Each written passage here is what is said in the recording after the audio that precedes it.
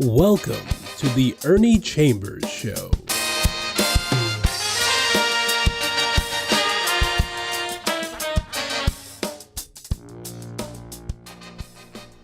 Brothers and sisters, friends, enemies, and neutrals, let me tell you why I give that invitation.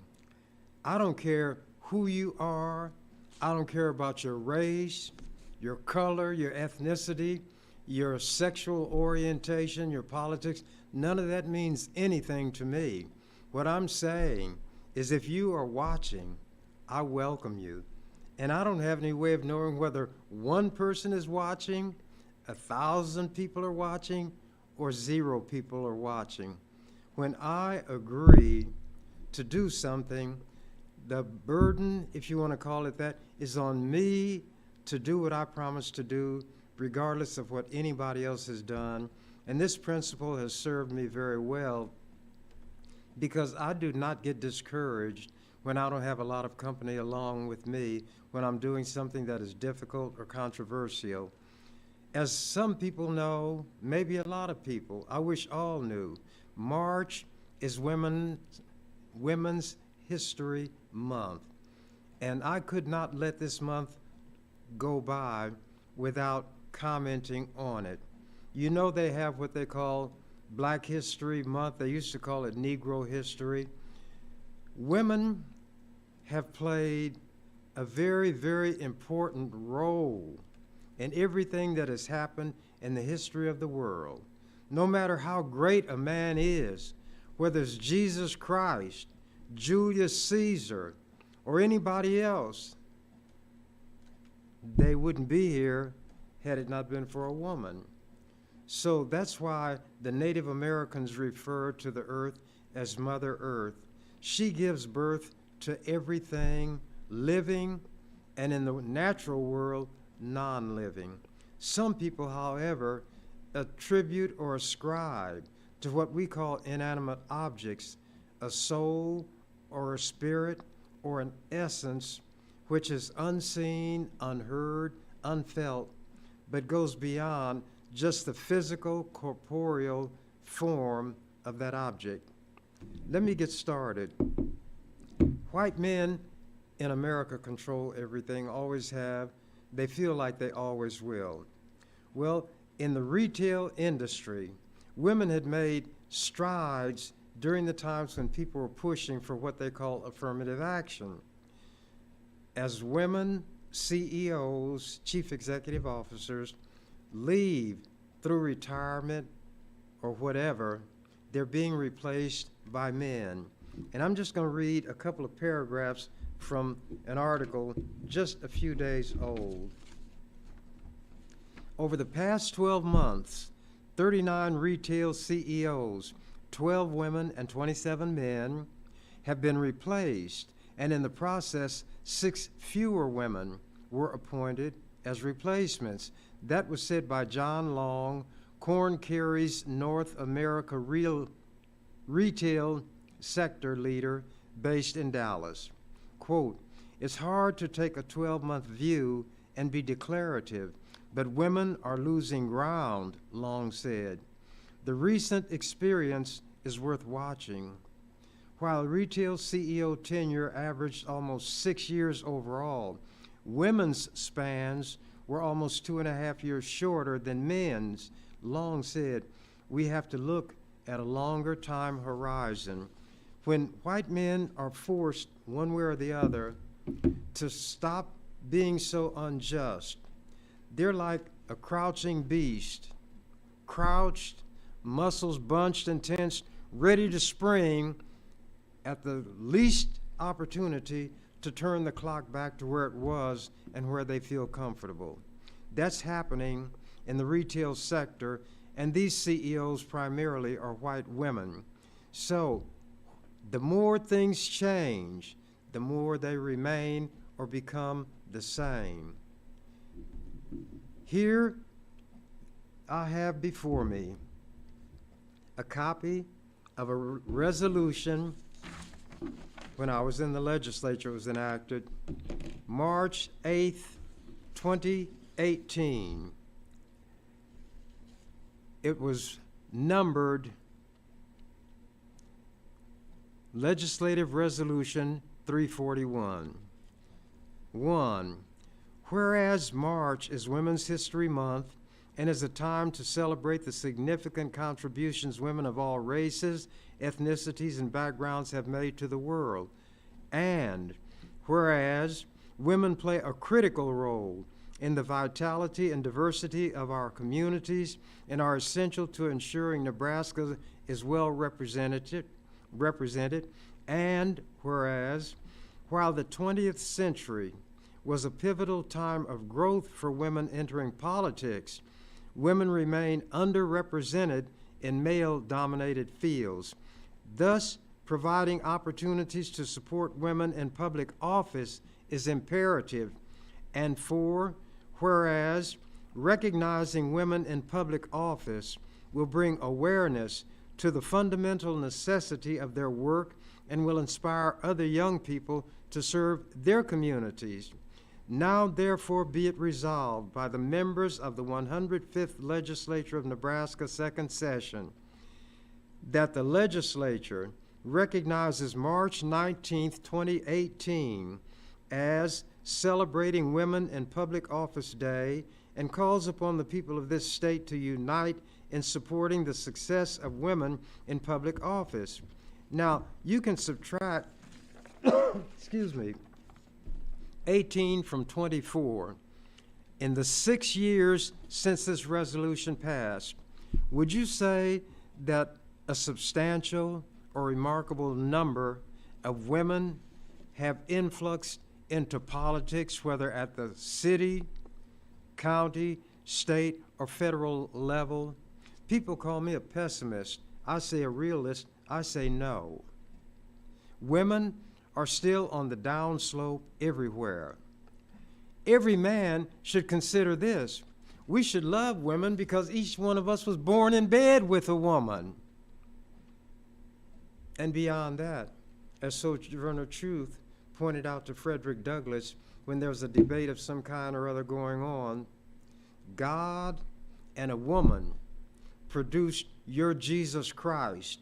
A man had nothing whatsoever to do with it.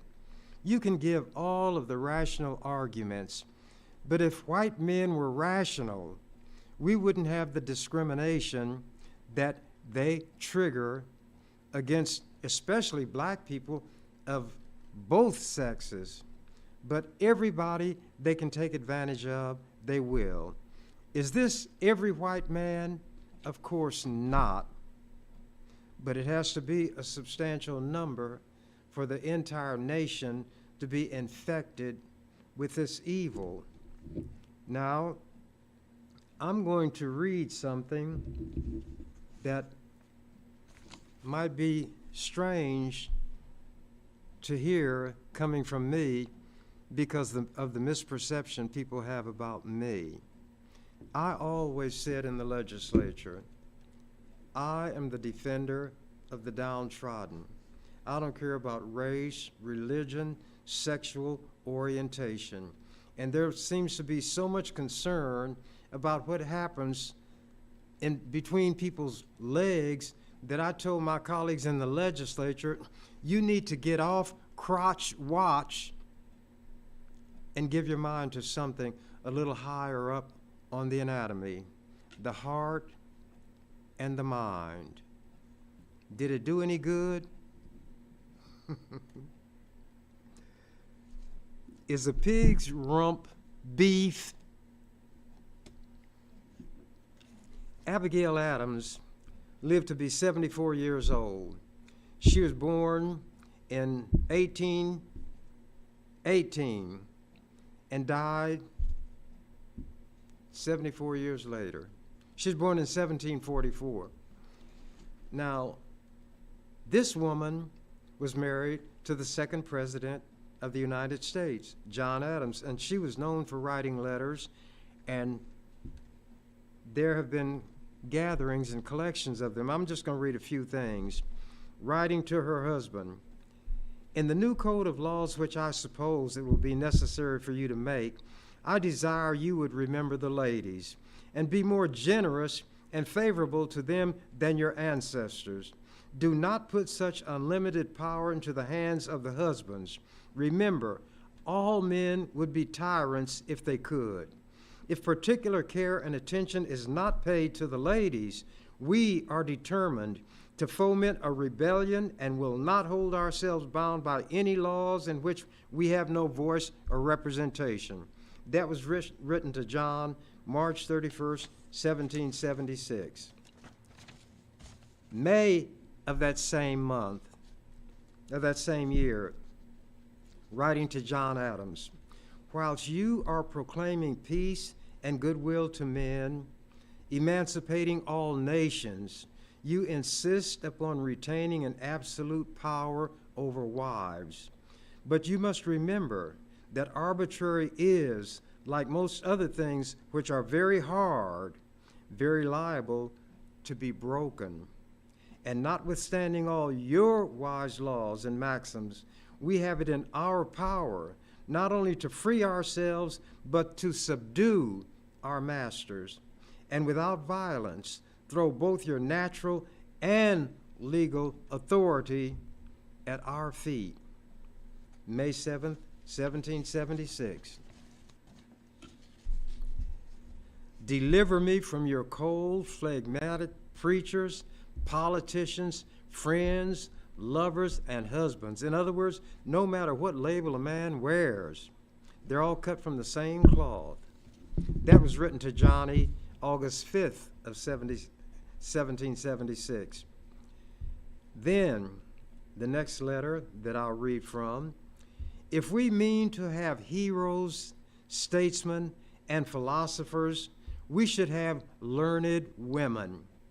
If much depends, as is allowed, upon the early education of youth, and the first principles which are instilled take the deepest root, great benefit must arise from literary accomplishments in women. In other words, wake up and smell the flowers. That was written August 14th, 1776. And this, it is really mortifying, sir, when a woman possessed of a common share of understanding considers the difference of education between the male and female, even in those families where education is attended to. Nay, why should your sex wish for such a disparity in those whom they one day intend for companions and associates? Pardon me, sir, if I cannot help sometimes suspecting that this neglect arises in some measure from an ungenerous jealousy of rivals near the throne. That was not written to John Adams. That was written to John Thaxter. I'm not going to tell you who he was. Check it out. Now here she is writing to John. I regret the trifling, narrow, contracted education of females of my own country. I thought I should read that in Women's History Month. And remember what I read? The little rhyme that I wrote? Why was March, the month for women's history, selected? When the truth's revealed, it may disarm. As in many instances, it may prove unexpected. Rearranged, its letters spell out charm. I'm fascinated by language, fascinated by words and numbers. I'm not a mathematician. I do a bit of writing, but I read the works of men like Edgar Allan Poe, Jonathan Swift. Richard Wright was a black man who wrote Black Boy, and just any number of people. They take words, and those words sometimes, to me, will come off the page and assume, in my mind, a shape of their own, and we converse. I don't borrow books from people because I talk back to the author. I write in the margins of all of the books that I have. I underline. I have a conversation. I'm not one who absorbs like a sponge. and become whatever it was that was absorbed without being changed. I'm constantly learning. I want to know everything, but obviously I cannot. So I read a lot. I count sometimes the letters in individual words that are pronounced the same but are spelled differently. English is one of the most difficult languages to learn because that group of letters, O-U-G-H, in the word enough, it sounds like uff. But in that rockabye baby, when the bow breaks, that's B-O-U-G-H. But it's not pronounced buff, it's pronounced bow. So even though A, and there the O-U-G-H is pronounced like a long O. O, ow, uff, from the same grouping of letters. The only difference is the first letter preceding them.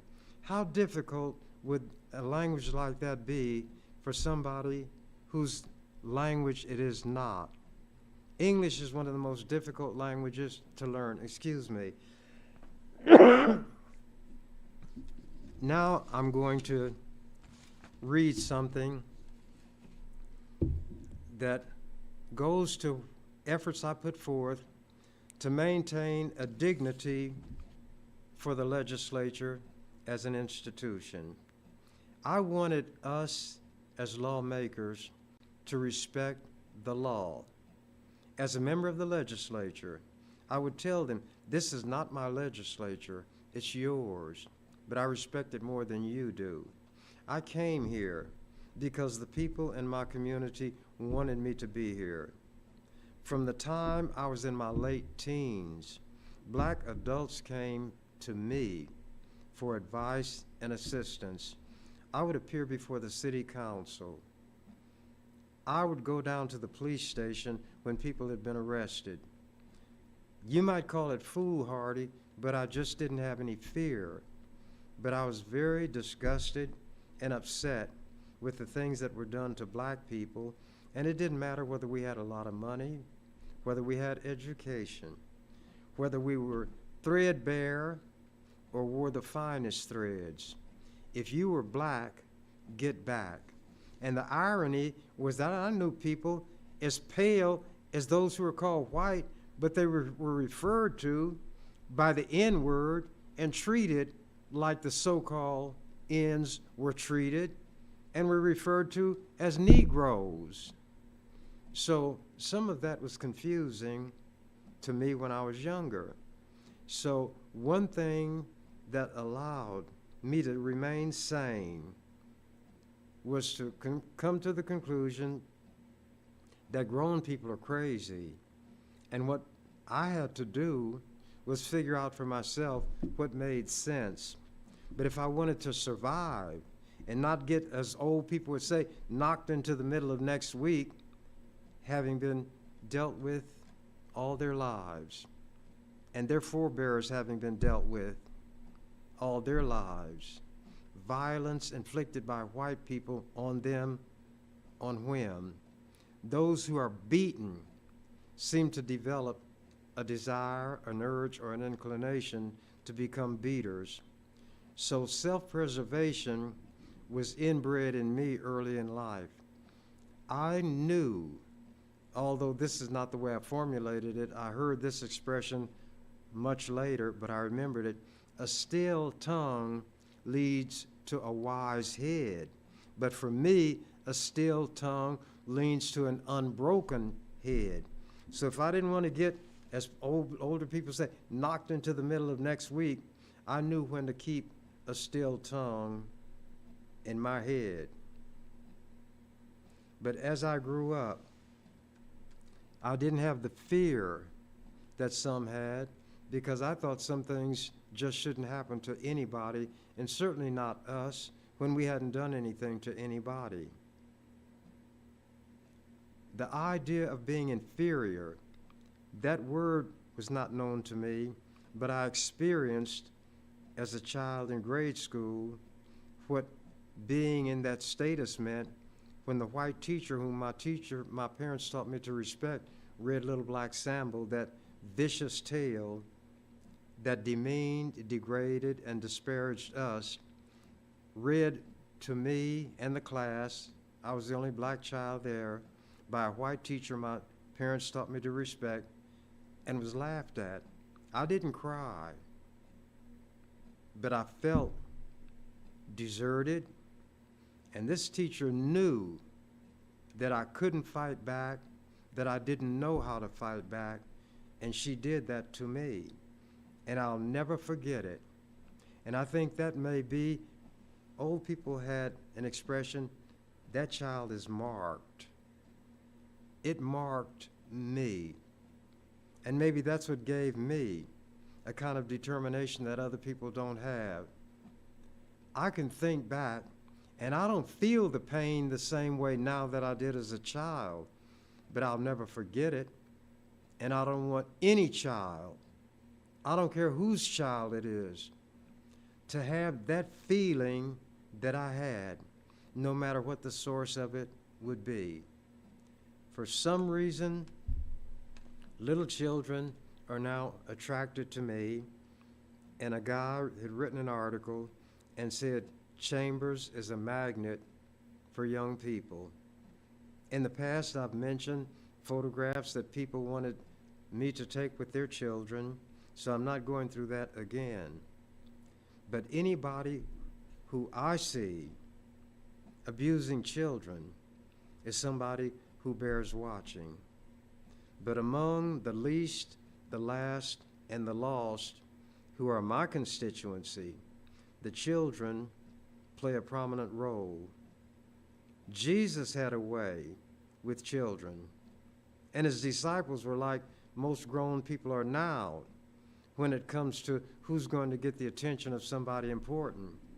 His disciples told him, look, don't be messing with those children. Important people were here.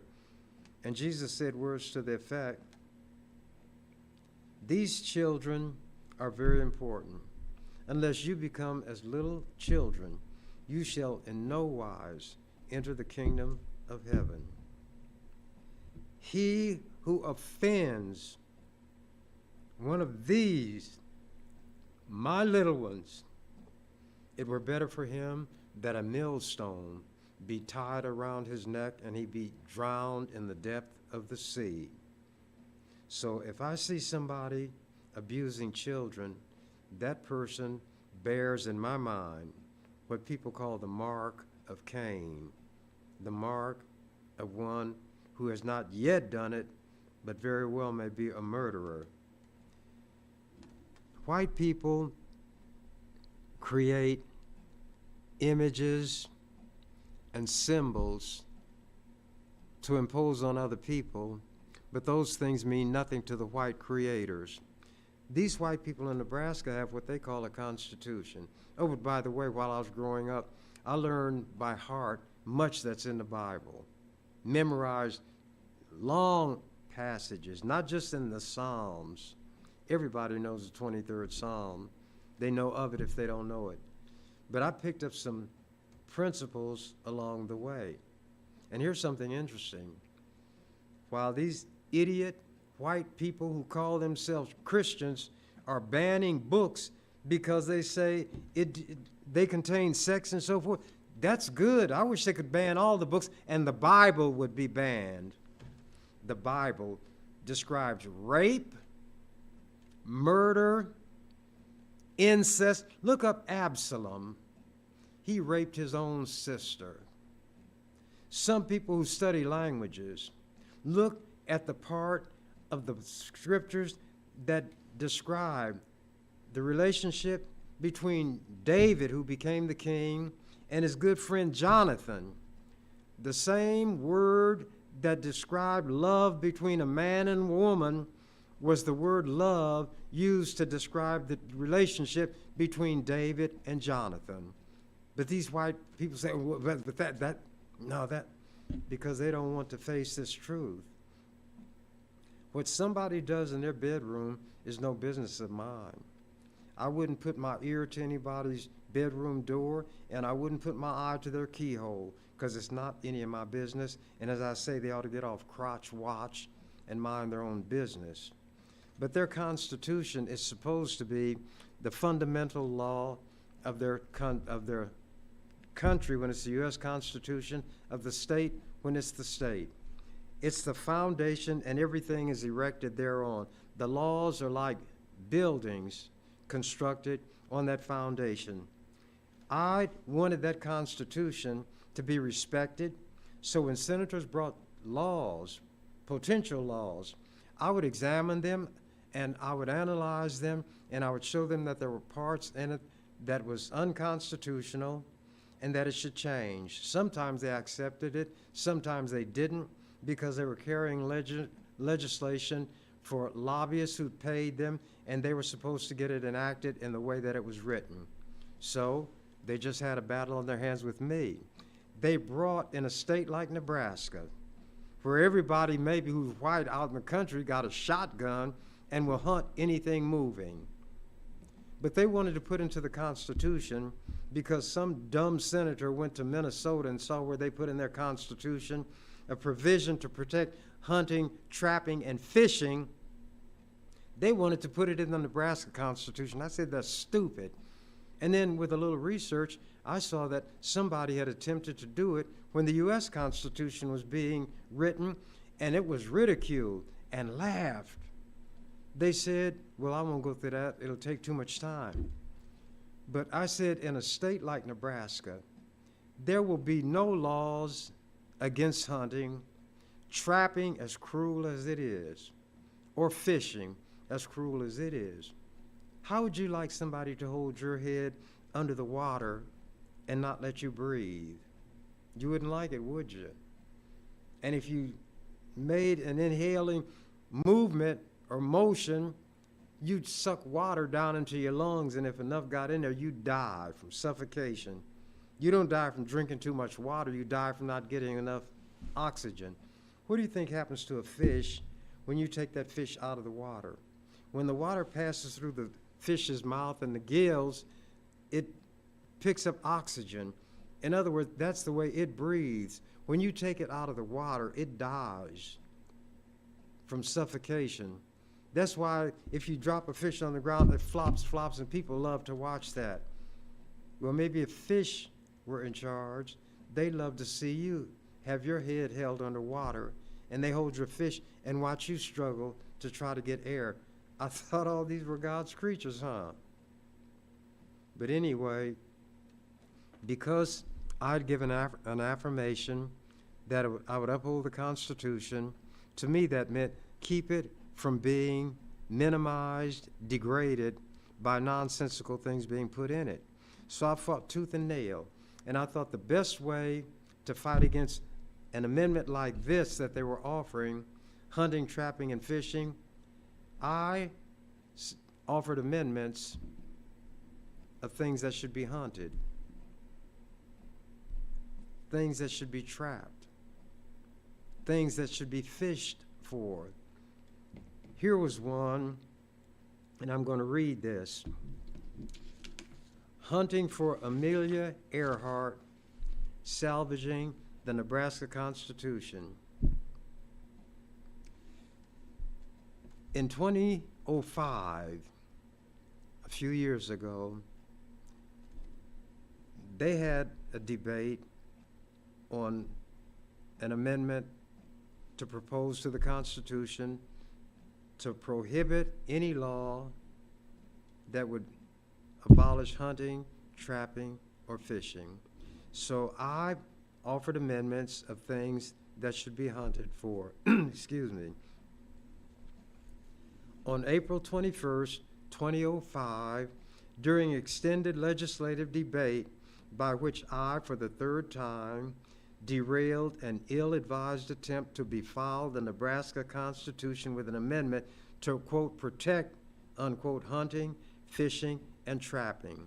My Amelia Earhart Amendment, one of 3 dozen, created the opportunity for me to expound on what I deem to be a fit target of hunting In other words, this is what you ought to be hunting for. I argued in pertinent point and part, and this is still contained, I'm quoting from the transcript of that debate. Amelia Earhart Amendment. After the word hunting, it adds, for the wreckage of Amelia Earhart's airplane. That would be in the Nebraska Constitution. It would be deemed a valued part of the heritage of the people, because that's what they claimed their amendment to protect hunting would be. Not just of Nebraska, not just of this country, but of people everywhere, to be aware of and to hunt for, or hope that somebody will hunt for and be successful in finding the wreckage of her plane, unquote. Then, after detailing some of her aviation exploits, including crossing the Atlantic alone on May 20th and 21st of 1932, all of which drew her into the movement that encouraged the development of commercial aviation, I took up the thread and described her doomed flight in a twin-engine Lockheed Electra. And I read Greek mythology, and I know a few things. And I recounted the Greek origin of the name Electra and how other planes and ships bearing that name had met with disaster historically, and some people are superstitious. They think the name or the word Electra attached to something dooms it. In many cases, things happen to be doomed that had that name. The significance of a successful hunt for Amelia. I said, because of what this woman achieved, and because of the fact that human beings, especially in places like America, relate more to physical objects than to the idea behind them, if the wreckage of this woman's plane were to be found and established conclusively to be the wreckage of her plane, it could become somewhat of a shrine. Old women who were denied opportunities to do the things that they knew they had the ability to do, but were denied the opportunity because of their gender. Middle-aged women who were disheartened because the ones who went before them had done things, so they felt doomed to follow the same drudge path. And young women who, because they still have a degree of rebelliousness and unwillingness to be roped in and tamed and made to feel that they've got to live as somebody else has lived just because they did it, all of these categories of women, old, middle-aged, and young, could go to that shrine. They could, and this is direct quotes from the transcript that will be a part of Nebraska history as long as there is a legislature. They could span the generations and realize that this huge female pool of talent and ability is exemplified by what this woman had done and lost her life apparently in trying to do more. The wreckage of this airplane would prove that that had really happened. So all of the women of whatever religion, political persuasion, race, language group, ethnicity, sexual orientation, if some people knew that Willa Cather, a famous literary person in Nebraska, wrote My Antonia and some other things, if some people knew that Willa Cather was a lesbian, they'd be wanting to take her out of the Nebraska Hall of Fame. That's why I said sexual orientation. All of these women could go there. They could light candles. They could write notes and leave them there. They could bring dolls, bouquets of flowers, articles of clothing, pieces of jewelry,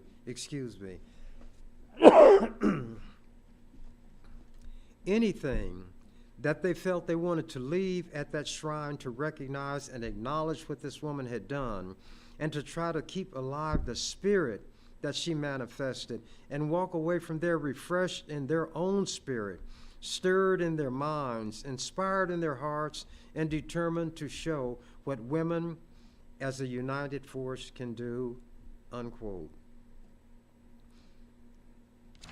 Then altering the course of history, quoting again from the transcript, comprising a majority of the population of this country, there is no reason why women cannot seize political power and change this country. And by changing the most powerful country in the world, change the entire world. And by changing the world, alter the course of history. And it would be altered for the better, because it cannot be any worse than it is now under the dominance of white men. Amelia Earhart is somebody who ought to be remembered. And what I'm offering here is far less frivolous, it's even whimsical, than what the original proposed constitutional amendment suggests. So I hope you'll adopt my amendment. Thank you, Mr. President. This is not in the transcript, but it's describing what happened. Before requesting and receiving support in rejecting my amendment, the sponsor of the proposed constitutional amendment offered an acknowledgement, as often happened despite opposition to my offerings. Mr. President, and this is in the transcript, Mr. President, members of the legislature, first of all, I commend Senator Chambers for bringing this and talking about all the wonderful things about Amelia Earhart. And she was more of my parents' generation. Although that's the case, I can remember growing up, them talking about her and how the plane wreck was, she was never found again. But I'm going to oppose this, meaning my amendment. I don't think it's appropriate subject matter to be part of this proposal, but it would be better than what they were offering. Now, 7 years later,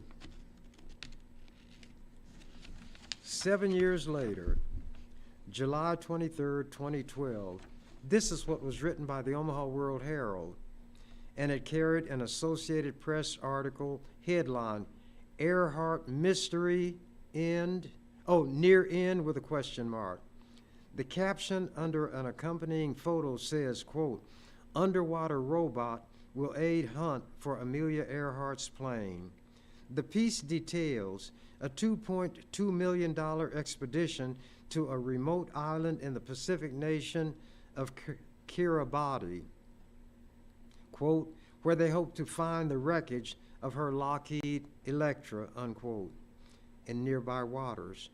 She went missing in an attempted around-the-world flight in 1937 with her navigator, Fred Noonan. In January 1935, she was the first person to make a solo flight from Hawaii to California. Previous attempts by male pilots all ended in disaster. On April 21st, 2005, I gave that extended debate. And what the World Herald had written was about the attempt to recover the wreckage of Amelia Earhart's plane. That was 7 years after I had offered my amendment. Now, I'm going to go to what I call the queen of all that I've said. It happens that she's a black woman. Her name, Harriet Tubman. There is an outfit called the Bradford Exchange Mint, and they minted a silver coin to commemorate the 200th anniversary of Harriet's death. When Harriet Tubman decided to risk everything for freedom, she may not have been aware of Patrick Henry's "Give me liberty or give me death" speech, but she knew the truth of it in her own heart and her everyday life. She later said to her biographer, quote, slavery is the next thing to hell, unquote, and, quote, I had reasoned this out in my mind. There was one of two things I had a right to, liberty or death. If I could not have one, I would have the other. That's what she said. Now, let me give you what Patrick Henry said in 1775. a good number of years before Harriet was born. And he was talking about the British coming because Patrick Henry himself was a slaveholder who fathered children on black women by rape. And by doing that, he was unfaithful to his wife, so it was adultery. But he is a white American hero. And this is what Patrick Henry said in his speech before the Virginia Convention in Richmond, March 23rd, 1775. It is vain, sir, to extenuate the matter. The gentleman may cry, peace, peace, but there is no peace. The war has actually begun. The next gale that sweeps from the north will bring to our ears a clash of resounding arms. Our brethren are already in the field. Why stand we here idle? What is it that the gentlemen wish? What would they have? Is life so dear or peace so sweet as to be purchased at the price of chains and slavery? He didn't say this. Like we keep black people in? Forbid it, Almighty God. I know not what course others may take, but as for me, give me liberty or give me death. She knew that those were the two alternatives that slavery allowed her. If I could not have one, I'd have the other. Her daring escape from Maryland's eastern shore in 1849 was just the first of her many exploits. After gaining her freedom, she was determined to free as many others as she could. Tubman earned the nickname Moses after the biblical prophet Moses, who led his people to freedom. She made at least 13 journeys back to the South to free members of her family, as well as dozens of others. In all of her journeys as a good conductor on the Underground Railroad, she proudly said she never lost a single passenger. With the outbreak of the Civil War, Tubman viewed a Union victory as the best way to free more slaves. Therefore, she served with Union forces as a nurse, scout, and spy. Following emancipation, she continued to work for equal rights, including women's suffrage, which did not occur until the adoption of the 19th Amendment to the U.S. Constitution. Born a slave, she has become a shining example of how much Americans have always valued freedom and gave themselves to achieve it. Harriet Tubman's decision to escape slavery was not an easy one. As much as she hated her slave status, leaving meant abandoning her family, her home, and everything familiar. She knew she risked losing her life or being enslaved in even worse circumstances. Yet in 1849, she was determined to risk everything for freedom. She escaped from Maryland with the aid of the Underground Railroad, which was a network of abolitionists and free African Americans who helped fugitive slaves to escape to free territories. Traveling mostly by night, guided by the North Star, she probably followed a common route for escaping slaves along the Choptank River through Delaware and then north into Pennsylvania to Philadelphia. The 90-mile journey on foot could have taken her between 5 days and 3 weeks. Traveling across unfamiliar territory and treacherous waterways in the dark, she also had to hide from slave catchers seeking rewards for fugitive slaves. Once she made it to freedom, she committed herself to working to abolish slavery and to save as many lives as she could. She made an additional 13 journeys back into the South, rescuing many of her family and dozens of other enslaved people, and became known as Moses. When she joined the Union Army, she became a spy. And here is what was said about her. Still another efficient spy was Harriet Tubman.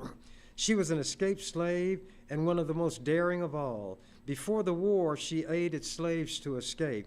T.W. Higginson, white colonel of a Negro regiment, said of her, "We have here the greatest heroine of the age, Harriet Tubman, a black woman and a fugitive slave. Her tales of adventure are beyond anything in fiction, and her ingenuity and generalship are extraordinary.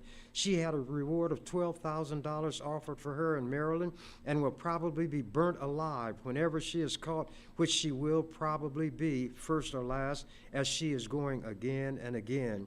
She is jet black and cannot read or write, only talk, besides acting. Wendell Phillips, he was a great, well-known abolitionist.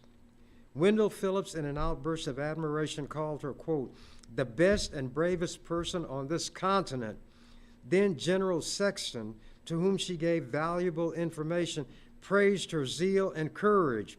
When she died in 1913 at the age of 80, she was given a military funeral. How many people knew that about Harriet Tubman? And these are things that these white people who hate CRT, critical race theory, don't want in the textbooks because they say it makes little children feel bad.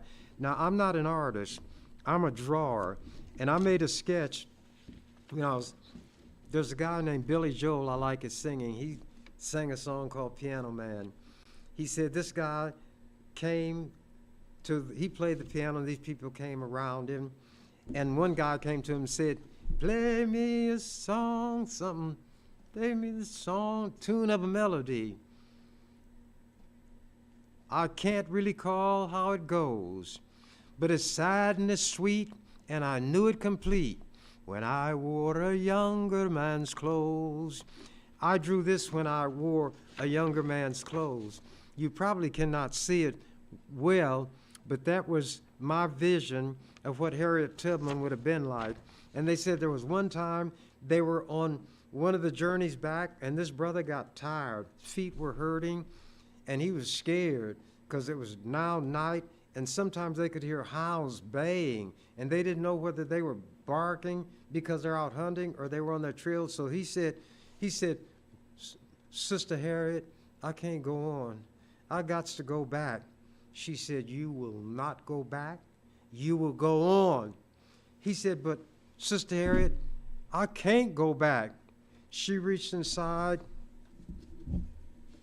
this long garment that she was wearing, reached inside and pulled out a pistol with a barrel that long.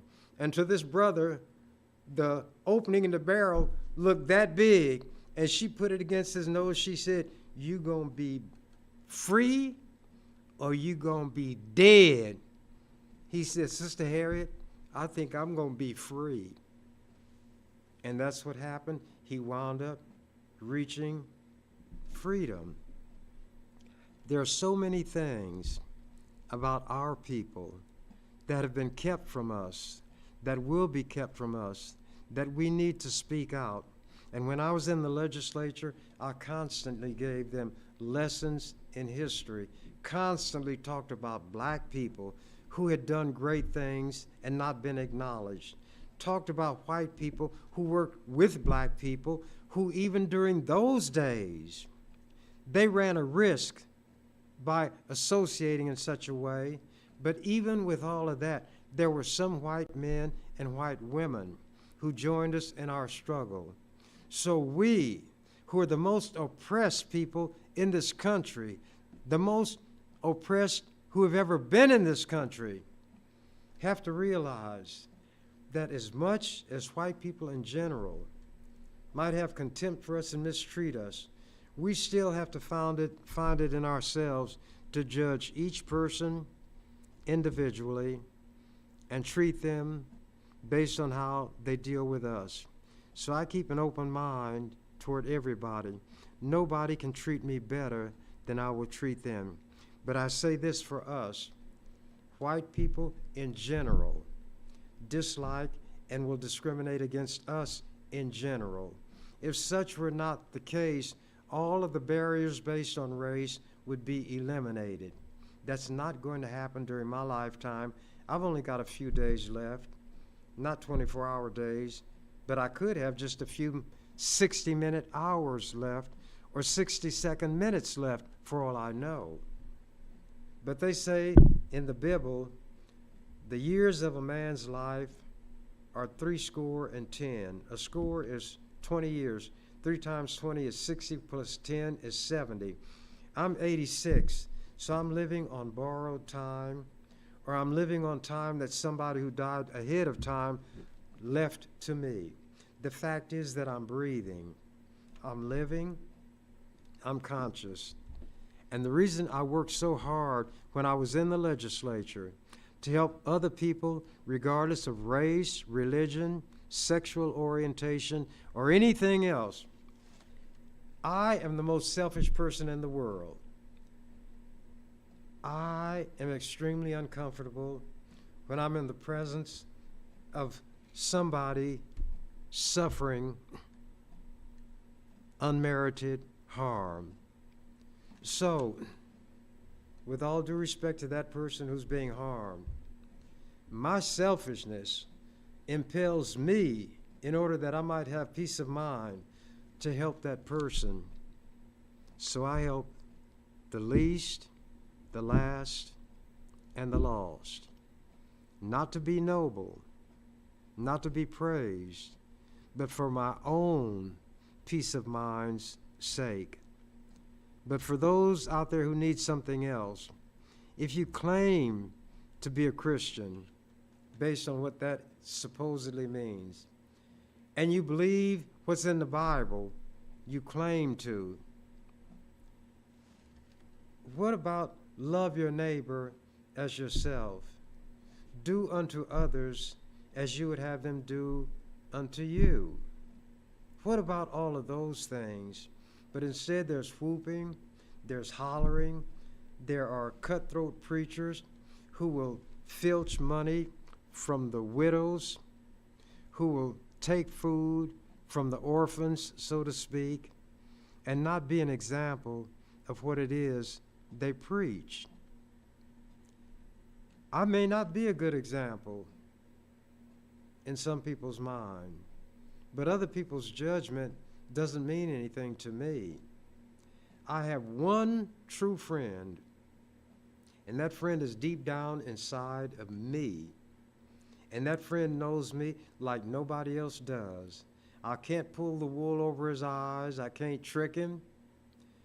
And the only time I can lay my head on my pillow at night and sleep the sleep of the just is when that friend deep down inside of me says, you traveled all those miles before you slept.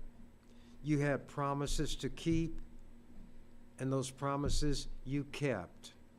Therefore, I will let you have a peaceful night's sleep. The world is not going to change itself. Now, I'm not saying this next just because I'm old. We need to be concerned and show care for our elderly people among us when it comes to their health, their physical well-being. Dementia is one of the most cruel things, I think, that can befall somebody. Forgetfulness, to not know who you are, not know where you are, maybe not know what this is, or if you know what it is, you no longer remember what it's for. Imagine if you have just enough awareness to be aware of how forgetful you're becoming. Can I say that I'm not forgetting things? Absolutely not. I wish I could remember everything that ever entered my mind from the time I was conscious. Now, sometimes I can remember long stretches of poetry. My favorite is The Raven by Edgar Allan Poe. Just a verse. Once upon a midnight dreary, while I pondered weak and weary over many quaint and curious volumes of forgotten lore, while I nodded, nearly napping, suddenly there came a tapping, as of someone gently rapping at my chamber door. 'Tis some visitor, I muttered, tapping at my chamber door, only this and nothing more. Ah, distinctly I remember, it was in the bleak December, and each separate dying ember wrought its ghost upon the floor. Eagerly I sought to borrow from my book's surcease of sorrow. Sorrow for the lost Lenore, for the rare and radiant maiden whom the angels named Lenore, nameless here forevermore she had died. And the silken, sad, uncertain rustling of each purple curtain thrilled me, filled me with fantastic terrors never felt before. so that now to stop the beating of my heart, I stood repeating, "'Tis some visitor entreating entry at my chamber door, some late visitor entreating entry at my chamber door. Only this and nothing more." Then he goes on, and then he says such and such. Then he says, "Open here, I flung the shutter. Then with many a flirt and flutter, in there stepped a stately raven of the saintly days of yore. Not the least obeisance made he," that means bowing and scraping. "Not a moment stopped or stayed he, but with mien of lord or lady, perched above my chamber door, perched upon the bust of Pallas," one of those old gods, "perched upon the bust of Pallas, perched and sat, and nothing more." Then you have to go on, and then you ask this grim, ungainly, ghastly, gaunt, and ominous bird of yore. But then the famous word, quoth the raven, "Nevermore." And it goes on for 20-something stanzas. I used to know every one of them. "When I wore a younger man's clothes." But I wasn't quoting it all the time like I was in those days either. I even liked some of the poetry of one of the biggest racists of all time, Rudyard Kipling, a racist. But he did have the, if you want to call it decency, to respect and acknowledge in other people who were of inferior groups, those occasional noble ones who showed that there is a spark of dignity in every group. And he may have had a struggle within himself, but down through history, the British people have tried to determine who they think the greatest writer of all time among themselves would be. And guess who that rascal was? Rudyard Kipling, who said, "If you can keep your head when all about you are losing theirs and blaming it upon you," I finished that, "you must be the executioner." I think that my time is up, and I don't want to take that which does not belong to me. So I'm going to say so long until the next time. You've been watching The Ernie Chambers Show. If you'd like to leave suggestions, email us at ewcfacts@gmail.com.